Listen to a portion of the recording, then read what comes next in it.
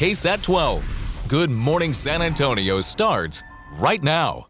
Good morning. We start with 3 shootings overnight across San Antonio. 2 of these shootings happened just within 10 minutes of each other, leaving multiple people injured. So let's first start on the city's south side. Just before 2:30 a.m. at a Whataburger off of I-35 near Division Avenue on the south side, police say a group of people were causing a disturbance inside the restaurant, and security asked them to leave.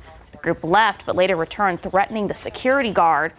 That's when a man from the group pulled out a gun. The security guard then shot at the man, hitting him several times. The group and the man ran from the scene. Police later found that man a block away and was sent to the hospital in an unknown condition. Then 10 minutes later, at an apartment complex on South Acme Road, not far from Highway 151 on the far west side, an argument led to gunfire. That suspect shot the other in the leg, then ran from the scene. That victim was sent to the hospital in critical condition. Police searched the area but were unable to find him.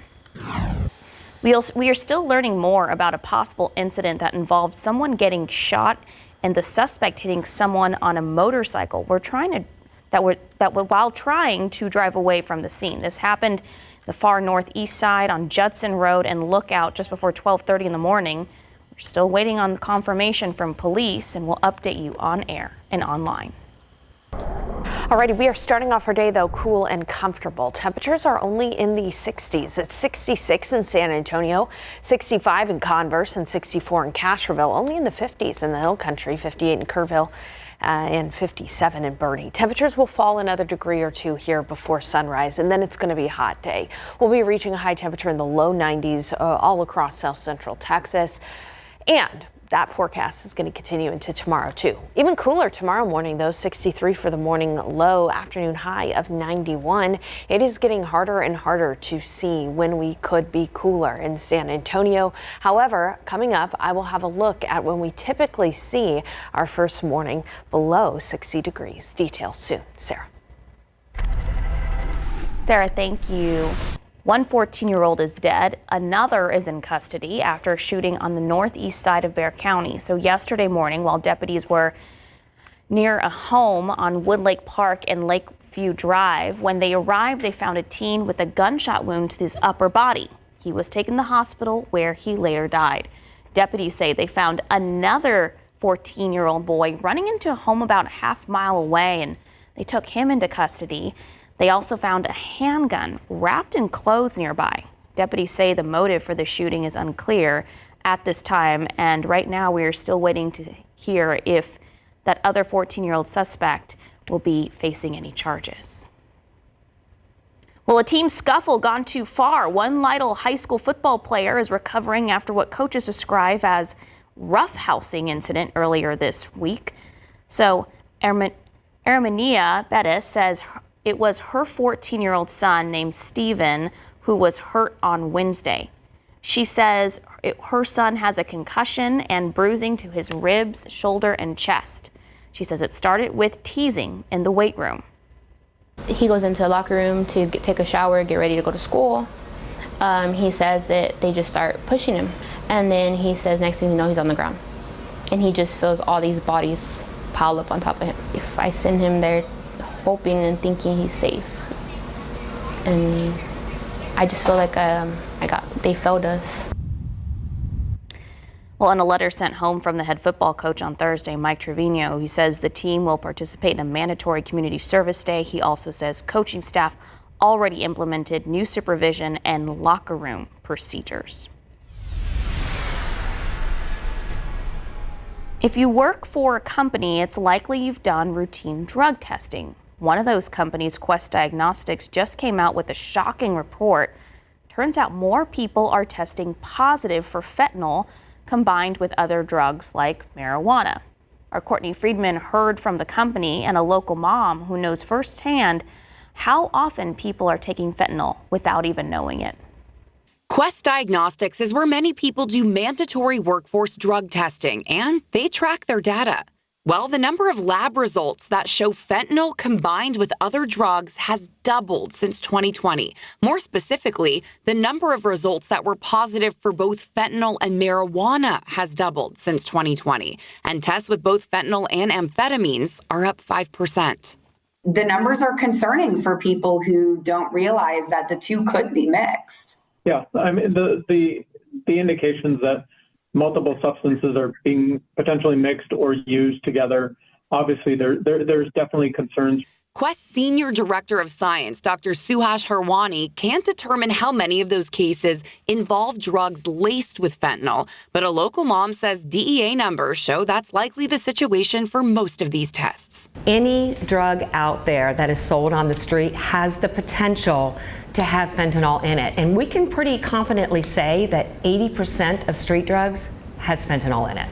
And you know that more than anybody. I do, because in 2022, my son bought what he thought was a Xanax. And when I got his autopsy back 8 weeks later, was not one piece of Xanax in it. It was 100% fentanyl. While she hopes her son Cody's story will stop people from taking illicit drugs, she knows that's not always possible. So this Quest drug test data has her advocating for workplace safety. We want every single business, every entity in this city to have Narcan. If an employee has gone to the restroom or has gone on a lunch break and they come back and they're sick and something's happening, you need to have that Narcan on hand, and that gives them a chance to live. Dr. Harwani hopes the data will help communities in many ways. Understand where trends are going, to understand what impacts, and educate. Courtney Friedman, KSAT 12 News. Courtney, thank you. And the third annual Souls Walking for Souls Fentanyl Awareness Walk is tomorrow from 3 to 8 p.m. at the Green Line. That's on the city's south side at Brooks City Base. The walk goes on for a mile, but it's so much more than that. City, county, and state leaders will be there, and there will also be a resource fair. Plus, Courtney will be emceeing the event. We hope to see you there. 6:07 and 66 degrees, ready for a Flavor Fest. The Barbacoa and Big Red Festival is back this weekend. Still ahead, how you can enjoy live music, family fun, and all the barbacoa you can handle. Well, it was supposed to be just a first day of kindergarten, but that day became a fight for her life. How one local girl turned her battle with leukemia into a powerful movement of hope. Alrighty, we are nice and cool and comfortable outside right now, but we're not necessarily going to be able to say that this afternoon. It will be hot. When on average do we see our first morning below 60 degrees? I'll have details soon.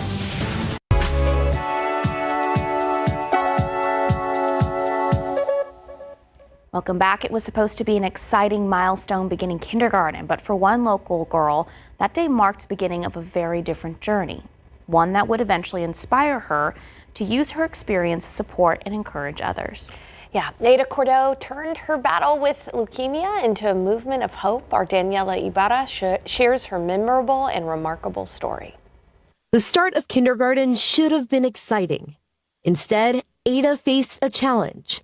She was fighting a mysterious illness keeping her in and out of hospitals. I was with my dad and he had called my mom and he was like, there's something wrong with her, like she's like not okay, you need to come home right now. Ada's mother noticed something crucial in the test results, an unusually low white blood cell count. That observation led to a devastating diagnosis, leukemia. When you receive that kind of news, it's so difficult, just expecting starting kindergarten, it's just like this brand new whole thing, and then sort of go off the tracks there. And thank God for the support of the people around us. In their darkest hour, the family found light through the nonprofit Blood Cancer United. That connection sparked something powerful, the creation of Ada's Army. You really have to be there to understand like how impactful it is. Just seeing all the supporters and all the people that are really like coming together to support people who are fighting cancer. It's just really cool to see all those people, and it's really dark. So you're like walking and you just look and you just see all these lanterns, just lighting up the night, as they say. Today, Ada is a survivor. At Light the Night events, she proudly carries a white lantern, a symbol of hope and victory. It's amazing. Like, I survived this, and it's really amazing. And I get to see everyone else who survived it, who also is carrying the white lantern, and even people who are carrying the red lantern and like the yellow lanterns. It's just seeing everyone who has come out in support and survived. That energy has become contagious. Ada's army continues to grow, supporting others on their cancer journey. Just come out to Light the Night and support everyone. And if anyone is going through blood cancer or any type of cancer, you just need to be there to support them. Daniela Ibarra, KSAT 12 News. Sweet girl. Ada and her army will be at this year's Light the Night walk, carrying lanterns and hope for all those still fighting. The event is tonight at the Rocket La Cantera. That's right, and there's still time to register and join KSAT and MC Daniela Ibarra for all the festivities, or you can just use that QR code that's on your screen to donate now. So we've got more details at ksatcommunity.com. All right, big event this weekend, and you know, the weather this weekend is going to be pretty similar to days past. I was out and about at the mall yesterday, and it was La Cantera, so it was like an outdoor-indoor mall. Yeah. But I will say that finding some shade wasn't that hard, and once you were in the shade, it wasn't that bad. It's just not very pleasant to be seeing all the 90 degrees in the forecast. It does feel a little drier than, you know, our normal, like, super humid summer days. That's I think that's what makes it kind of survivable. Yes, absolutely. The humidity is low. It's 66 degrees outside right now, which is really pleasant. And I think temperatures will drop another degree or two here before sunrise. But that being said, 66 is actually warmer than average for our morning lows.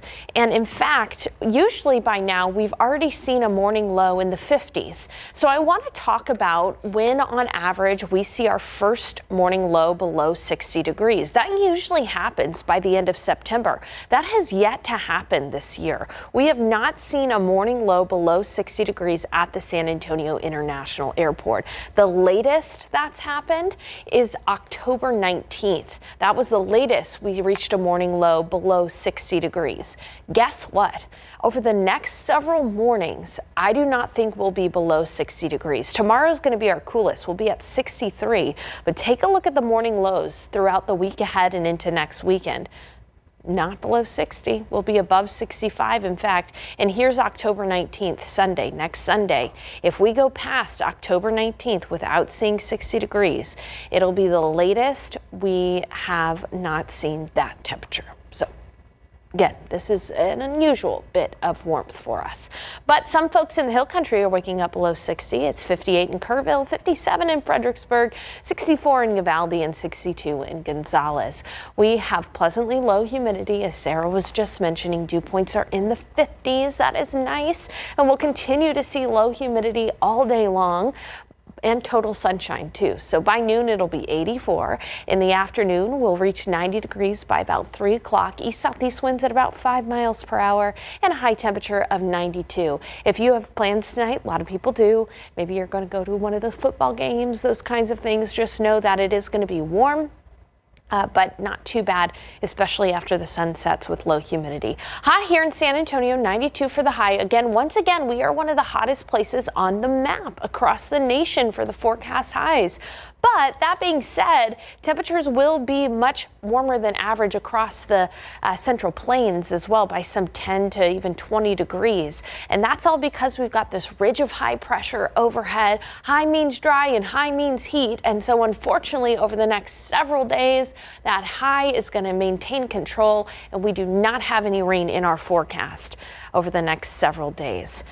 And that's bad news because we're under extreme and exceptional drought across areas in southern Medina County. Not only here in San Antonio, but there is some pretty intense drought for West Texas. Now, the thing is, though, West Texas is actually going to get some rain over the next couple of days, all because of Tropical Storm Raymond. Tropical Storm Raymond will be sending moisture up into the Four Corners region and into West Texas. And so West Texas will get about an inch of rain. That's pretty good for them, actually. actually.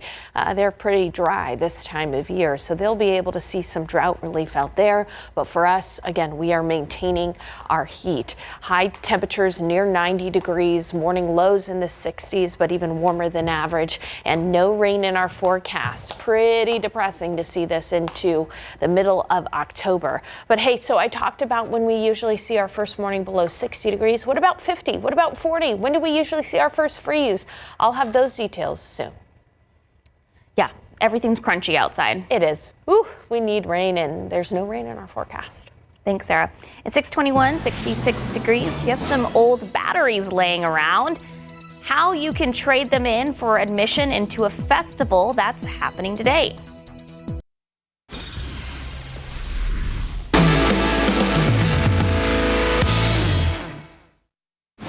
Look at this beautiful thing here. Whoa! Look at that bad boy. Good. That smells incredible. It's a slow roasted whole hogs. I mean, we can do them as small as 20 pounds all the way up to 150 pounds. So this is great for a whole party, a hungry David, a lot of people, right? A lot of people, yeah. And is this ready to eat right now? Not quite yet, but we are prepping one right now. We could go take a look at it if you're ready. I love it. So this needs a couple more minutes to finish cooking. Let's go see how you get it started.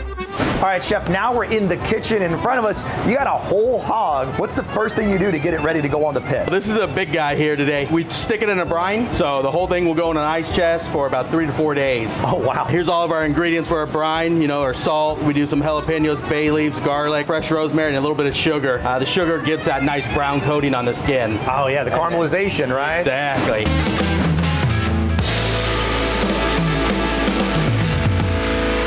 You can see Texas Eats after our show today at 10 o'clock. So get ready to taste and celebrate some more because of the annual Barbacoa and Big Red Festival. It returns to San Antonio this weekend. Families can look forward to live music, local vendors, fun for all ages, and of course, plenty of barbacoa and the iconic Big Red.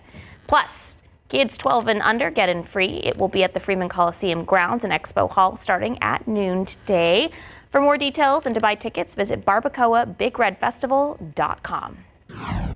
And today from 10 a.m. to 1 p.m., the Solid Waste Management and Fire Departments are teaming up for the Battery Fest, an open house at the Solid Waste Southeast Service Center. Community members can trade in old batteries for a festival pass to enjoy food, games, and activities and DJ music. Plus, multiple solid waste and fire trucks will be on display for the kiddos to check out. 626, 66 degrees. All right, a northeast Bexar County is divided over a new development that could affect drinking water for millions. What county leaders have to say about the controversial Guajolote Ranch plan. And the high-profile 2023 police shooting of Melissa Pettis in front of a jury. In the next half hour, hear both sides and what the trial could mean for justice in her case. Good morning. It is 6:30 on your Saturday. Where are we on October 11th, and it feels pretty warm still, Sarah. What a great morning. Sarah, before we had kids, before we got married, we get on the anchor desk and we talk about all of our fun weekend plans that we have. But now what we were just doing in the break was talking about trying to get our babies to drink water. Yeah. A little bit of Pedialyte. Doctor said it was okay. Okay. Hot tips. I gotta try that. Hey, I wish I could say we were gonna get cooler, but it is gonna stay warm. Now, when do we, however, on average get cooler? Well, as I just explained earlier, we usually see temperatures at or below 60 degrees by September 26th. That has not happened yet. And the latest that's ever happened is October 19th. What about 50 degrees? A morning low at or below 50. That doesn't happen until October 16th on average, but we don't have that in our forecast anytime soon. Below 40 degrees November 8th, and our first freeze on average happens on December 3rd. So even though it's going to be hot, seasons will eventually change for us, and we'll eventually look at cooler weather. Right now, though, it is comfortable outside. Temperatures are in the 60s, 66 in San Antonio, upper 50s in the Hill Country, and near 70 degrees out near Del Rio. Low humidity today, plenty of sunshine means we're going to be hot near 92. And guess what? That forecast persists over the next several days. Coming up in the forecast, I'm going to compare us to last year. Where were we at this time last year? And is there any hope beyond our forecast over the next 7 days to see a cool down? I think so. I'll have those details soon. Sarah. Sarah, thank you. Well, the 2023 police shooting of Melissa Bettis, a case that drew national attention, went before a jury on Friday afternoon for the first time. So Elizar Alejandro, Alfred Flores, and Nathaniel Villalobos have each been charged in connection with Bettis's death during a mental health call at her Southwest Side apartment. Now, reports say she was swinging a hammer at the officers as they tried to go into her apartment. The defense argued the officers' lives were at risk when Bettis was swinging that hammer, but prosecutors argued the officers didn't have a warrant to go into her home and didn't follow protocols, saying Bettis had every right to protect herself.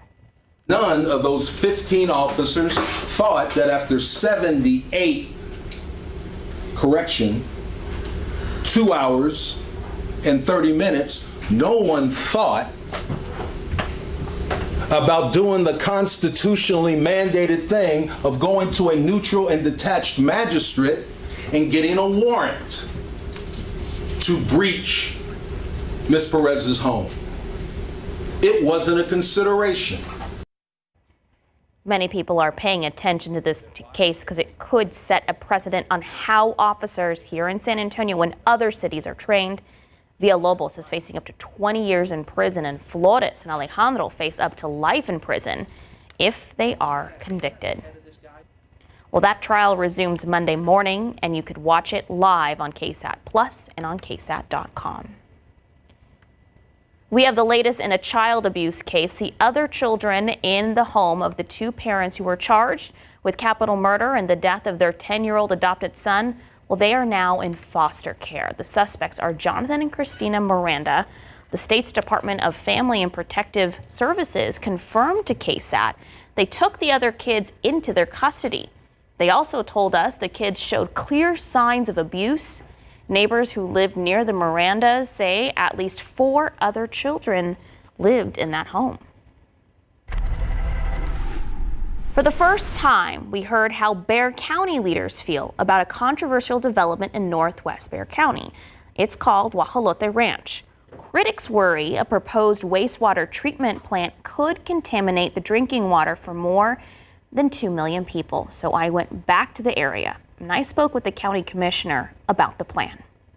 A former mayor, state legislators, city council members, all now focusing on the proposed Guajolote Ranch in northwest Bexar County. The development will require a wastewater treatment facility that will dump treated sewage water into a water source for 2.5 million people.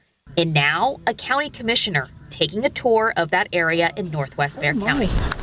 Precinct 2 Bexar County Commissioner Justin Rodriguez says he wants to do his due diligence in making the best decision when it comes to protecting our water supply. We take for granted we have such great quality water here in San Antonio and Bexar County. Decisions that we make today absolutely are going to have an impact on my kids and our grandkids. The Guajolote Ranch development is a plan to build roughly 3,000 homes on 1,100 acres just north of Gray Forest.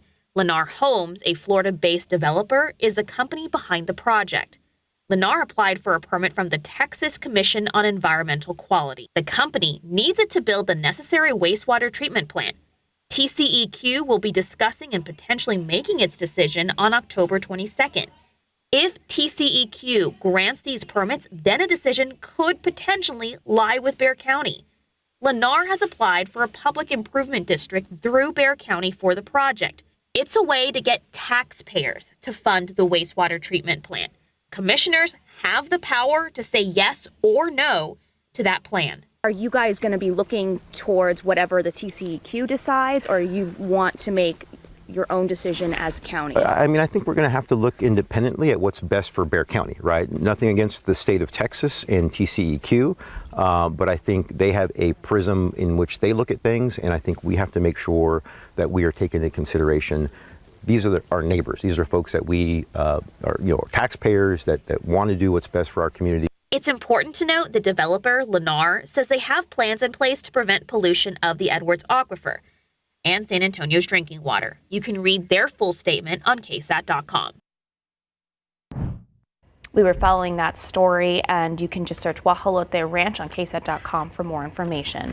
All right, Cops Metro was outside San Antonio City Hall protesting Prop B yesterday. Prop B will ask voters in the November 4th election whether to take the money from the venue tax on hotel stays and car rentals and use up to $311 million of it to go toward the construction of a new $1.3 billion Spurs Arena in the downtown area.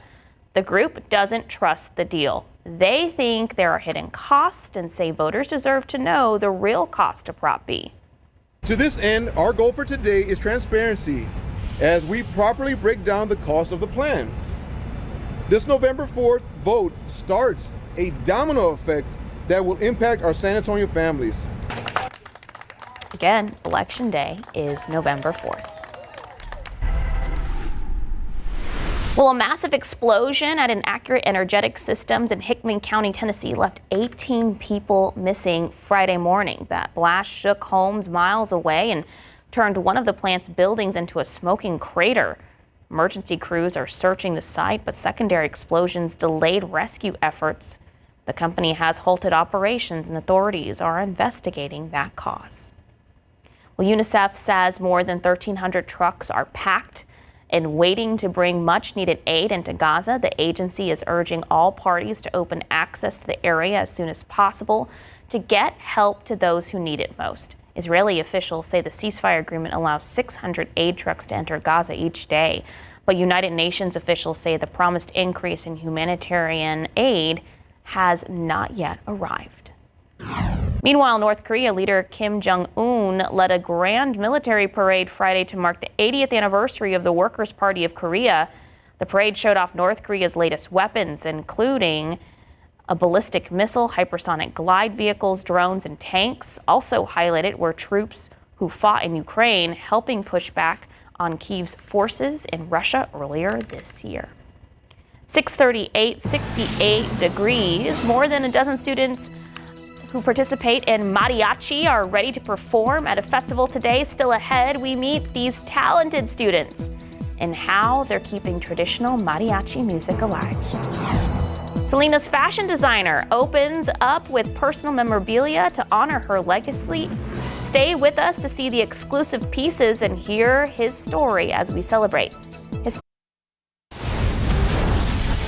Taking a look outside with live cam. Can we hear me? There we go. 66 degrees right now. Still going to be pretty warm this weekend. However, the only good news, humidity is staying kind of low. Sarah will have a better explanation of all this when we come back.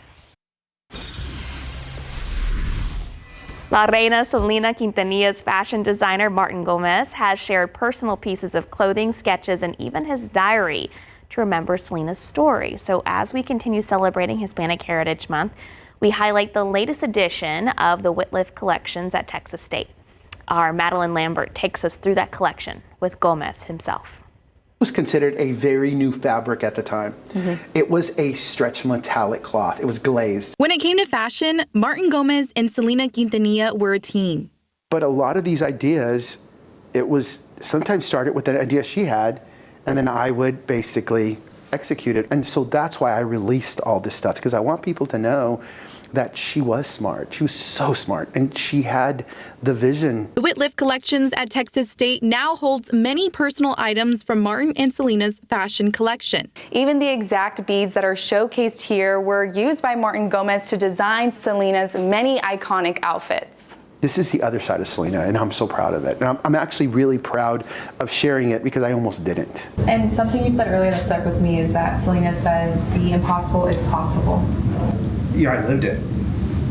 Yeah, it gets me really emotional because Selena saw me. She believed in me before anybody else did. The exhibit was brought to life with the help of Hector Saldana. He collaborated with Martin after he saw students interested in learning more about the famous artist. I mean, here are these young people in college, born long after the Jennifer Lopez movie about Selena. So there has to be something that goes beyond Tejano music. That's what Hector describes as a Selena effect. Her legacy and memory still inspiring new generations. The effect that it has on young people is beyond. Madeline Lambert, KSAT 12 News. Oh my God, I love seeing that collection. One of our producers, Alyssa Medina, actually had an exclusive interview with Martin himself during our Selena special that aired last year. You can just type in Selena on KSAT.com, and we have so much great coverage and great interviews to remember her legacy. Thank you, Madeline, for that report. It was great. Yeah, that was great. Now, I want to remind people that even though it's hot and we're in the middle of October, it was just this hot last year. So here's a look at our forecast highs this week. You know, it's going to be hot. It's going to be near 90 degrees, but take a look at last year. This time last year, we saw a high temperature of 98, which was a record by this upcoming Tuesday. Now, that being said, last year on the 16th of October, we had a real deal cool front that allowed for our highs to fall into the 70s. So even though we started October hotter, we had a cool front in mid-October, and I do not see a cool front over the next 7 days in our forecast. So we are going to be looking at highs near 90 degrees. It's going to be hotter than it was last year by the middle of the week. That being said, when can we see a cool down? Well, we are continuing to see some signals for a cold front after October 19th. So that is a while away. That's more than a week away, but the signals are still strong that we could see a front, but we have to wait until after October 19th for that potential cool front with highs in the 70s and maybe even lows in the 50s. That's what's possible. It's not guaranteed. It's still a long way away, but it is the next thing we're watching. Otherwise, outside right now, we're starting off at 66 degrees. It feels pretty great, especially up in the hill country where temperatures are in the 50s, 56 in Bandera, 63 in New Braunfels, 64 in Uvalde, and 64 in Floresville. By the way, the Peanut Festival in Floresville going on today, and it will be lovely and a little warm with low humidity. By 10, it'll be 77. By noon, 84. For San Antonio, our high temperature is going to be 92 today, very similar to yesterday, 92 tomorrow as well. And then as we see temperatures fall into the 80s, low 80s after sunset. High temperature of 91 in Bulverde, 89 in Bernie, dry and roasted in Floresville. Peanut pun there. 92 in Uvalde, 87 in Los Maples, and 92 in Gonzales. That heat high is right overhead, and that is why we are seeing high temperatures and dry weather. Temperatures are going to stay in the 90s, no rain chances for us. You can see though there is some rain in parts of Arizona and in Utah.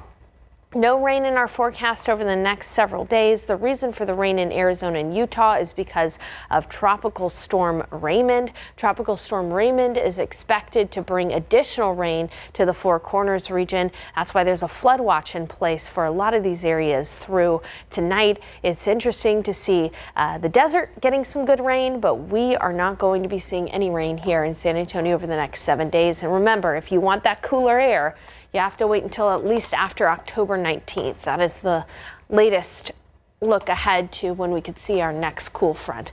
But for now, copy and paste weather in our forecast. Sarah. I will say dry is okay, I guess. If we're not going to have rain, at least, low humidity. At least low humidity, and it feels okay in the shade. It really does. Yeah. All right. Thanks, Sarah. It's 6:51, 66 degrees. Here's a look at what's coming up on Good Morning America. Good morning. Coming up here on GMA this morning, 18 people are unaccounted for after a massive explosion at a Tennessee explosives manufacturing plant. The latest on the investigation into what caused the tragedy and the urgent search for any survivors. Also this morning, the Trump administration announcing a new wave of layoffs threatening the jobs of more than 4,000 federal employees and the mounting impact of the government shutdown. Plus, WNBA fever. Overnight, the Aces sweeping the Phoenix Mercury for their third championship title in 4 years, the major highlights, and who took home the award for MVP. It's all ahead right here on GMA. So we have a huge project before the city of San Antonio and Bexar County, big election coming up. We wanted to come to you and ask a lot of the questions that our viewers are asking. Yeah. And I'm going to start with the one we are getting most often. Sure. Why can't the Spurs pay for a new arena all by themselves? Why do you need public dollars to do that? Yeah, it's a great question, and a couple answers to that. You asked. We got answers. Our Myra Arthur took KSAT viewer questions to Spurs owner Peter Holt. You see that QR code in the corner of your screen there? Go ahead and scan it to hear those answers. Myra asked your questions about plans for a new arena, from the cost to parking to what about the Frost Bank Center? You can find a full conversation. Just head to KSAT.com. All right, learning and celebrating culture through music. More than a dozen student mariachi groups in the San Antonio area will be commemorating Hispanic Heritage Month today at the 16 Mariachi Festival. The festival has been hosted by the city's 16 de Septiembre Commission for over 20 years. Our Stephanie Serna reports these students have been working hard for this showcase and are excited to carry on the traditional mariachi music. In mariachi, it's violin, trumpet, vihuela, target, guitarrón, and of course the voice. These 7th and 8th grade mariachi students at Mark Twain Dual Language Academy showcasing their talents with traditional mariachi music. It makes me feel proud of my heritage. It makes me feel like I've accomplished something by contributing to my culture. The Twain Mariachi Group is one of 15 school groups that will be performing at this year's 16 Mariachi Festival happening this weekend. We normally get 5 middle school groups and 10 high school groups, and they get a donation of $500 to help them with their budgets. And we also feed the kids, so it's a lot of fun. What does it mean to you to be a part of something that celebrates culture here? Honestly, I'm really happy to be a part of that because most of my family they're mostly from Mexico. Not a lot of them were born here. We have kids that are here from San Antonio that were born and raised here, and they're contributing to the diversity that we have here in our campus. Mellow. Mr. Solis tells us his students have been working hard ahead of the showcase, even practicing over the summer. So they're very proud to present that music now. Mariachi is like food. And it's got to have flavor. Tiene que tener sabor. And we're blessed here in San Antonio ISD that we are the Mecca of mariachi. Stephanie Serna, KSAT 12 News. Well, 16 Mariachi Festival is happening today at the Arneson River Theater from 2 p.m. to 9 p.m. Admission is free. All right, the Texas Longhorns and Oklahoma Sooners facing off again in the iconic Red River rivalry. There we go. Later today, say that fast, you can catch all the action live right here on KSAT 12. The kickoff is set for 2:30 p.m. Plus on GMSA at 9, our very own Mary Rominger will join us for a live Q&A to break down the game. Then after the game, Mary will deliver post-game coverage on the Night Beat at 10 p.m.